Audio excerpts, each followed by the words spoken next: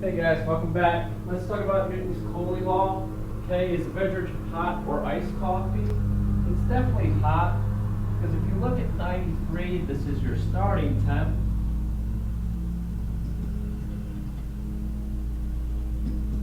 Okay, 0.91, this is your growth or decay. So since this is less than 1, this is decay, so it's getting lower. And 68 is the room temp or atmospheric temp. This is what you're finishing at. So it's 93 degrees, which is clearly higher, so it's cooling because this is a decay model.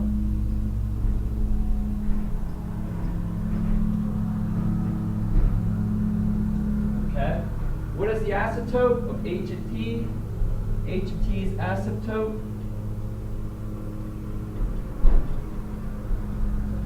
is 68 degrees, which means this is the room temp that you finish at or get real close to.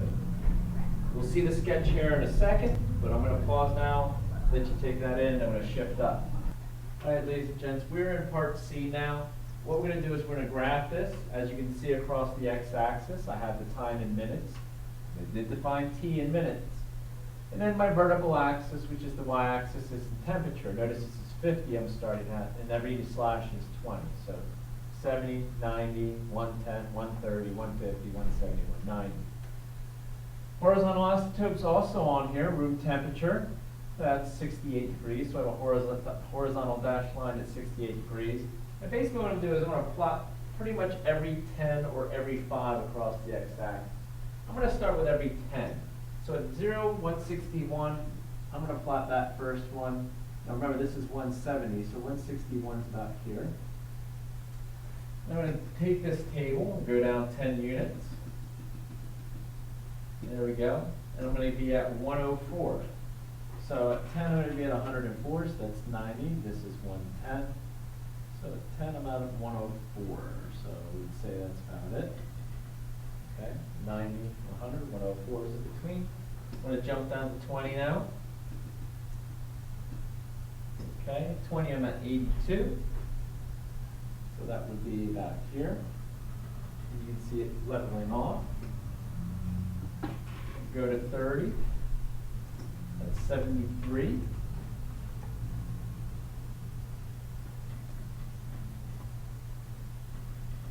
All right. And I'm going to keep doing this until I get pretty far out here to the right. It's starting to get pretty close now. 70 at 40. And I'll go 50 yet, and that should be it. So when x is 50, we have 68.8. So we're pretty much on this line here. So if we graph this, that's what we're looking at. Okay?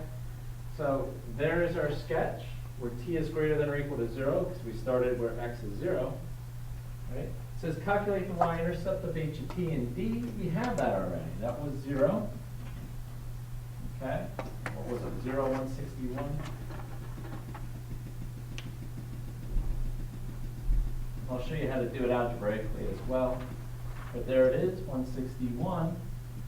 If we were doing this algebraically, okay, what I would do is I would say, okay, when x is 0, what do we get for 93 times 0.91 to the 0 plus 68?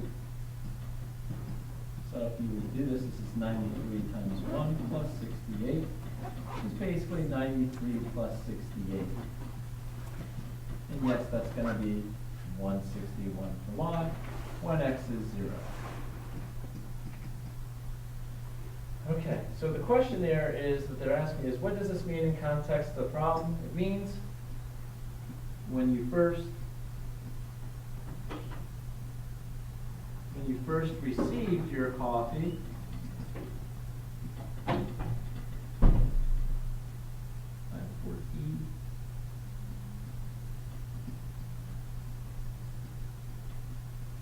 your coffee, its original temperature,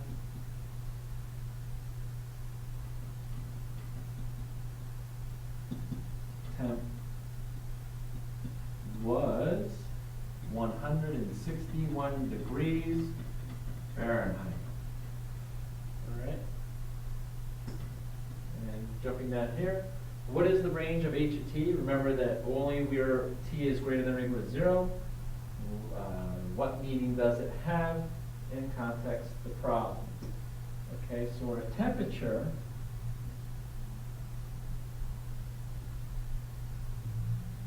is our vertical axis. So our range goes from, what's the small number?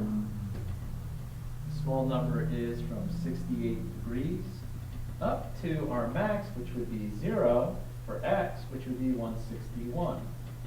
So our range for x is, or I should say for t in this case, because t is always bigger than or equal to 0. So our range is from 68 degrees in temperature all the way up to 161. It can never be more than 161 because that's our starting temp. In 68 degrees, we never quite get there because that's our horizontal asymptote. Sorry, I kind of started out there confusingly. But what does this mean in the context? Okay, our coffee will always be between 68 and 161 degrees Fahrenheit. Okay, it's impossible to be outside that realm, and the only way it would change is if your room temp changes, or they give you a different equation where you start higher. But that, for this equation, is your range. Okay, we're still in the same problem. We're on letter F. The next page, they want to know what h of 10 is. So basically, we want to put in 10 for t, because we're going to go 10 minutes into our equation. 0.91, t is 10 plus 68. So when we do this guy, right, and we can do it on a graphing calculator, because I already have this typed in, makes my life a little bit easier. Where is my graphing calculator? Oh, it is here. Well, it was here. Get it to cooperate. So what I'm going to do is, I'm going to go over here, and when x is 10, my value for my temp is right here. So h of 10 would be 104.22 degrees Fahrenheit. So what does this mean? This means after having my temperature, or my coffee,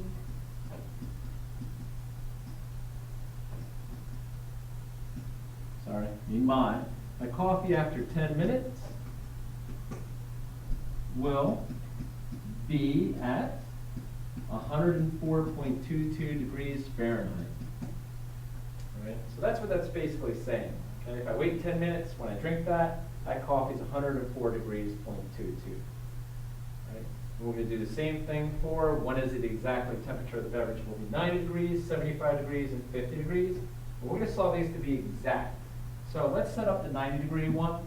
So we want to know when this is going to equal 90 degrees. All right, so I'm going to put 90 degrees in for h of t, and we got 93 here, 0.91 to the t, plus 68. So we're going to solve this for t, and you're going to do it multiple times. So it's going to be pretty robotic at the end of this. But that's okay, because you should be getting pretty good at this by this point. Difference of 22, and then going to divide by 93. So that's gone. So I have 0.91 to t equals whatever 22 over 93 is.